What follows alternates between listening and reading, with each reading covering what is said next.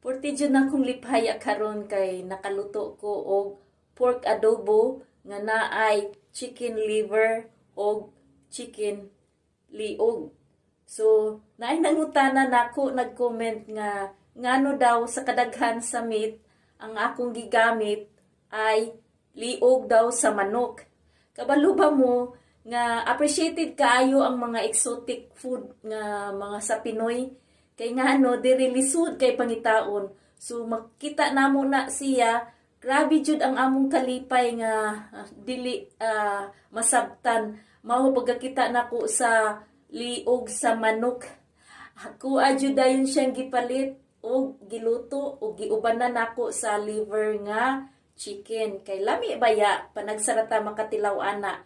So, surti kayo mo nga naa mo sa Pilipinas, guys. Kay, pag gusto lang mo kung unsa inyong gusto nga kaunon. Kami diri in town, appreciated namo kay lisod pangitaon kay panagsara sila mamaligyag mga inana.